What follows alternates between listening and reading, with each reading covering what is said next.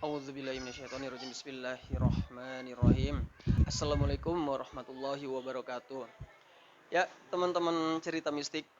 Pada kesempatan hari ini, sore hari ini ya, ah, kita akan melanjutkan kisah tayangan sebelumnya dari cerita yang mengerti dari hal-hal gaib.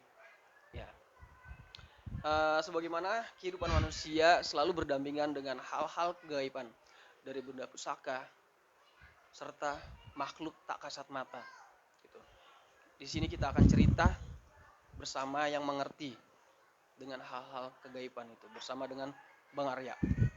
Ya, kami ingatkan lagi untuk para teman-teman cerita mistik, kami mohon dukungan untuk kalian semua untuk menekan tombol subscribe-nya dan like serta share sebanyak-banyaknya. Kami ucapkan terima kasih banyak untuk teman-teman. Semoga rezeki teman-teman yang menonton diberi Allah Subhanahu wa taala berlimpahan rezeki serta kesehatan walafiat lahir dan batin. Amin. Gitu. Oke, kesempatan sore hari ini lagi Bang, kita melanjutkan lagi Bang ya cerita yang tayangan semalam ya. Yang Gitu. sebelumnya ya. Jadi hari ini cerita pengalaman pribadi Ya, keluarga sendiri yang terkena ya ilmu hitam. betul betul betul. Jadi gimana nih Bang, biar kita semua bisa menyaksikan kisah Abang mendapatkan kelebihan itu, terus apa namanya, keluarga Abang yang sakitnya aneh gitu Bang ya, bisa Ya. bilang ya. Gitu, boleh Bang, silakan Bang. Jadi pertama kali ya sebelumnya itu masih sekelas kalau nggak salah sekitar kelas SMP kelas 2. SMP kelas 2 atau mau naik SMP kelas 3. Oke. Jadi kebetulan bos cowok ayah ya sakit. Itu sakitnya pertamanya nggak logika sih gitu loh, nggak masuk medis karena posisi sakitnya itu kayak pertama nyeri doang. Sakitnya itu kayak tusuk-tusuk itu di bagian paru-paru sebelah kiri. Oke. Terus kemudian ceklah ke dokter, ke rumah sakit. Di rumah sakit pertama bilangnya ada cairan di paru-paru. Cairan paru-paru itu udah mulai disedot cairannya segala macam, nggak sembuh juga. Dicek lagi kanker gitu loh, kanker paru-paru. Sementara bos cowok nggak ada ngerokok, nggak ada apa-apa gitu kan, cuman kan emang mungkin entah karena aktivitasnya dulu mungkin lah, cuman kan berpikir gitu. Cuman pas dicek masukan alat bronkoskopi, sel kanker nggak ada. Jadi pas di ronsen itu memang kayak ada cairan aja gitu loh. Jadi terakhir disedot cairannya, sedotnya pun itu main bolongnya di sini, di paru-paru nih. Jadi Oke. ada masih selang ke paru-paru untuk mengeluarkan cairan gitu. Cuman pas sebelum mulai sakitnya itu, pas masih pulang sekolah SMP, pulang sekolah naik angkutan umum tuh, angkot pulang ke sekolah, pulang pulang ke rumah, pintu rumah dikunci, bos cowok kerja, bos cewek lagi keluar kan. Jadi duduk depan rumah itu ada satu ekor burung gagak hitam. Gagak Di perkarangan rumah atau di atas? itu, jadi tiba-tiba tuh gagak hitam itu masuk ke teras rumah, kayak kayak nabrak sesuatu, tapi nggak ada nabrak apa-apa. Jadi kayak masuk ke teras rumah, pup, langsung geleper. Jadi kayak langsung kayak nggak berdaya. Burung gagaknya itu nabrak apa tuh Bang? Nggak tahu, posisi pas kemarin itu lagi duduk nyantai nunggu nunggu nunggu orang tua pulang, tiba-tiba nabrak itu kayak pluk jatuh gitu aja. Jadi karena masih kecil kan pengen nangkap burung dong ya kan, kita tangkap itu pakai nangkapnya pakai pakai tong sampah yang jaring-jaring. Mau nangkap ini terbangnya larinya ke sebelah rumah. Nah, di Oh. belakangnya ada pohon pisang, lari ke situ dikejar. Pas Siapa yang mengejar? Abang atau ya siapa? aku ngejar sendiri kan, ngejar mau nangkap kan. Pas sampai pohon pisang tuh burungnya udah gak ada. Burung itu hilang gitu aja. Cuma karena masih polos kita nggak cerita dong sama siapa-siapa. Lepas dari situ mulai ayah mulai sakit. Mulai sakit-sakitan, sampai masuk rumah sakit Om Damo, sampai di rumah tuh udah istilahnya kan selang udah masuk tuh pasti bolong. Terus ada kayak tulang yang keluar gitu. Tulang rusuk tuh kayak keluar gitu. Membuat tambah parah sakitnya sebenarnya. Terus tidur telentang nggak bisa. Telentang nggak bisa. Berobat medis udah, terakhir berobat gaib, berobat alternatif. Alternatif. Berapa kalau sekitaran pertama kali yang berobat itu ada orang-orang pintar si orang pintar panggil cowok. Jadi lucu karena mata nih udah nampak nih, orang pintar tuh datang disuruh telentang, posisi bosnya nggak bisa telentang, sakit, jadi alasin dong pakai bantal.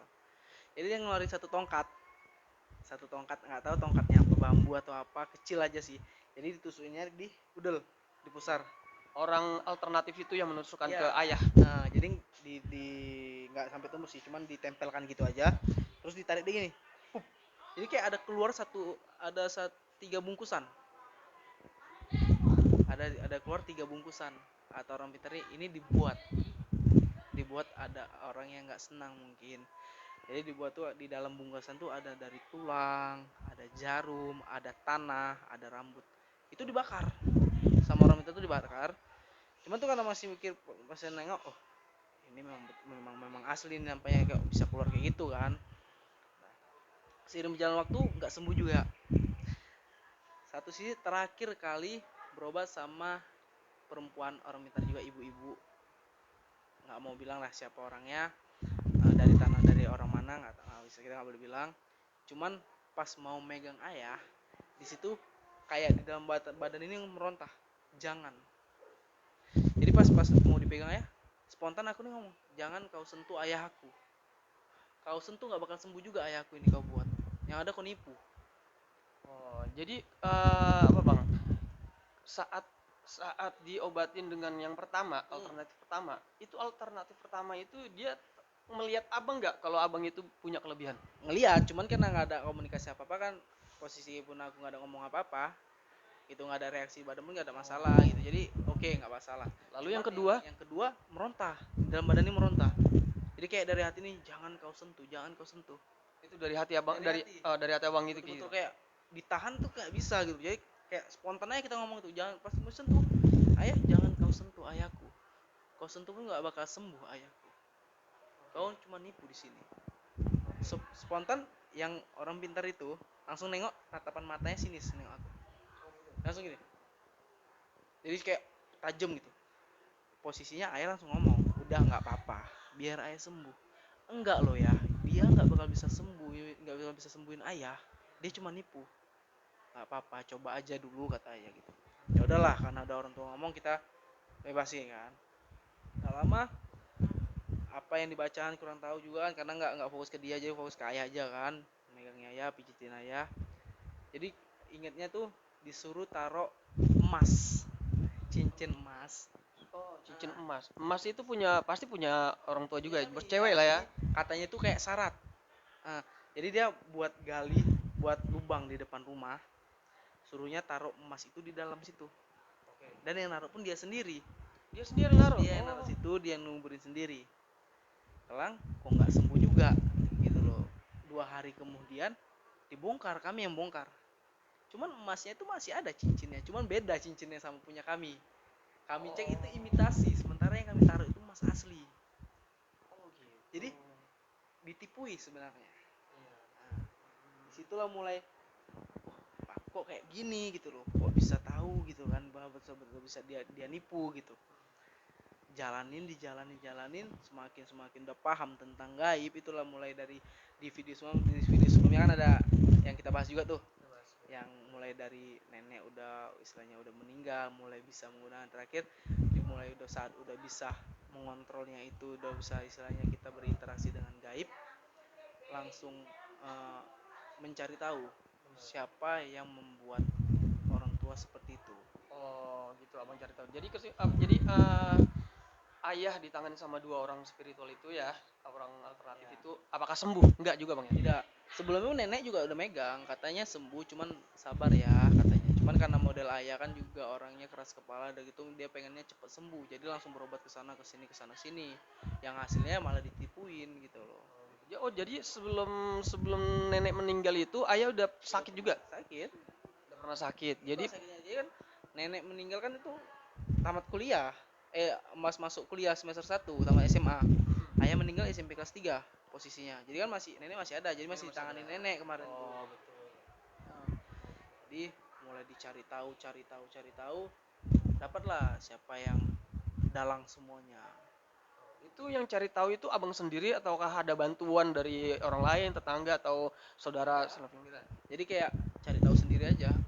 Jadi kayak berinteraksi dengan hal gaib. Memang sih kita kan berhubungan dengan gaib, berinteraksi dengan gaib, mencari tahu gimana ceritanya, gimana bisa kenanya.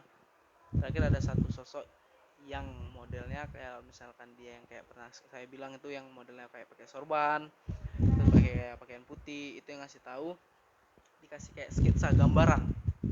Jadi semacam gambaran di alam gaib kejadian di suatu, terus masuklah kejadian yang burung-burung gagak yang tiba-tiba masuk ke rumah, rupanya itulah kiriman. Itu rupanya kiriman, kiriman dari gaib gitu loh. Jadi setelah abang udah mencari tahu, akhirnya tahulah siapa dalangnya. Itu bang ya. Tahu. Cuman karena kita nggak boleh suzon juga satu sisi, terus nggak mau karena ayah juga udah meninggal, ya udah. Jadi diikhlaskan, yang penting tahu siapa orang yang meninggal, yang buat siapa. Ya udah biarkan gitu aja. Jadi cuman cukup nyari tahu aja siapa orangnya. Jadi gini bang, jadi makin kesini kan makin abang ngerasa agak lebih aneh gitu bang ya. Kira-kira nih bang, kalau bisa, maksudnya mendeteksi keberadaan-keberadaan pun abang sekarang gimana bang? Mendeteksi hal-hal gaib, apakah di rumah kediaman ini ada juga atau di sana juga ada gitu? Sejatinya kalau dibilang sejatinya setiap rumah pasti ada penunggunya gitu loh. Cuman kan jin ada dua golongan, jin yang baik atau jin yang enggak gitu loh.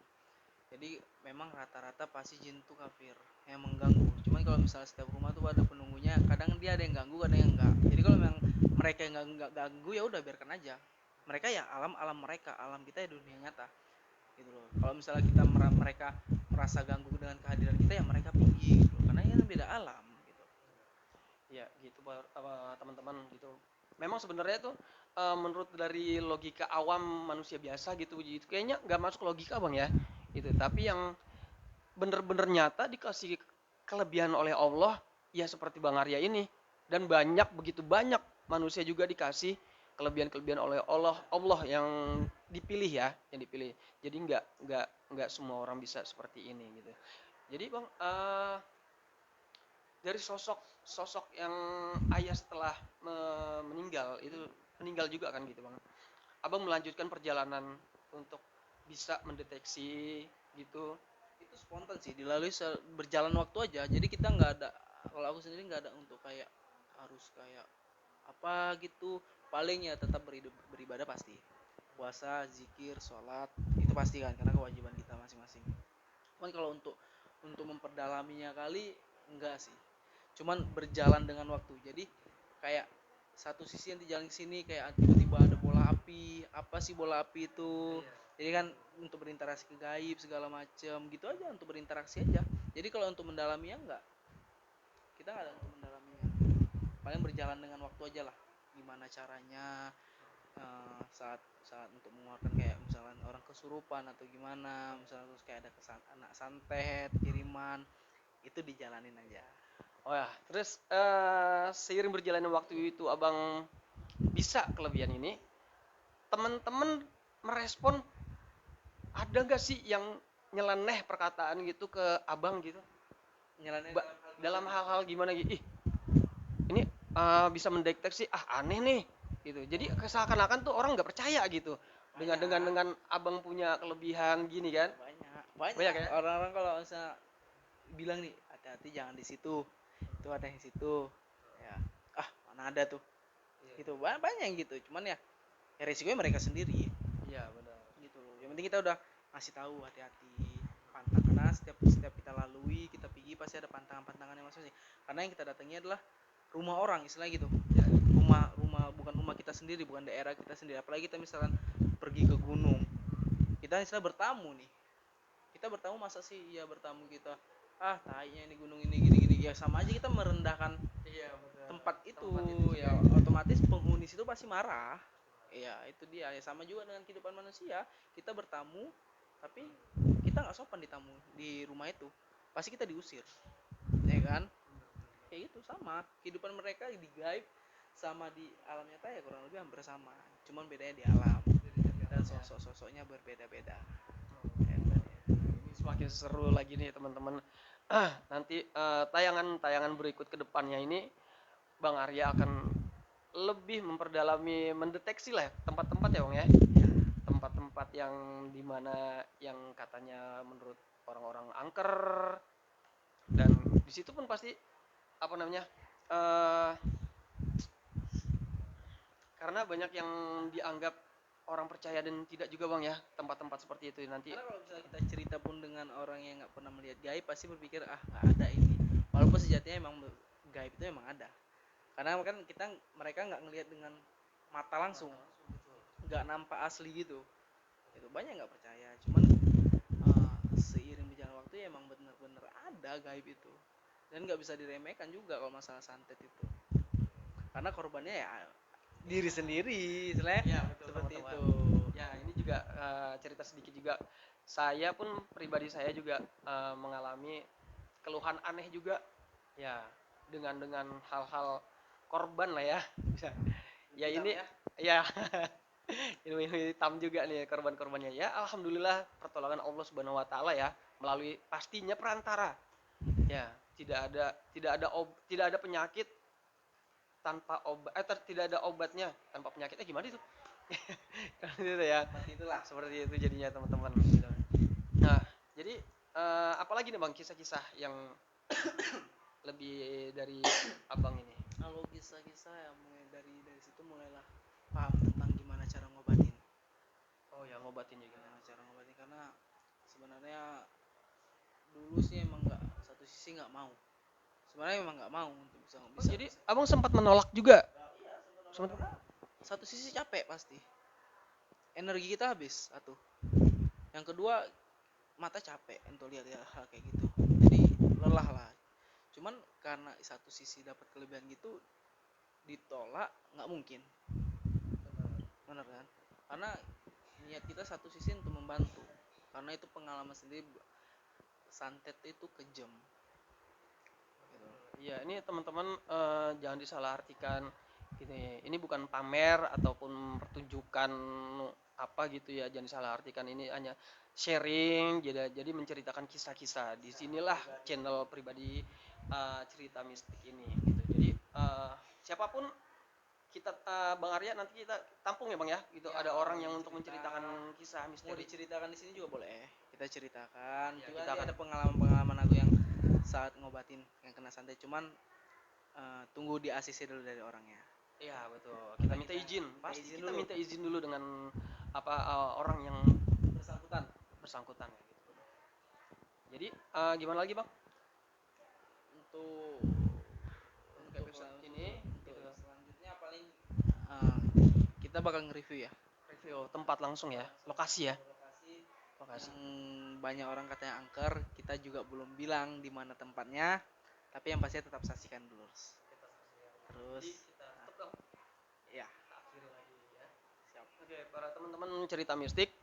Inilah cerita dari kisah muasal Bang Arya mendapatkan kelebihan dari Allah Subhanahu wa taala gitu. Datang dan perginya itu kelebihan itu hanya Allah bisa yang mengaturnya, yang menentukannya. Rezeki, jodoh, maut, takdir semua udah Allah yang nentukan. Kita hanya bisa menjalanin, berusaha dan berdoa. Gitu. Sekian juga dari kami. Tetap saksikan terus di tayangan kami selanjutnya. Dan kita akhiri Bang ya. Assalamualaikum warahmatullahi wabarakatuh. Waalaikumsalam.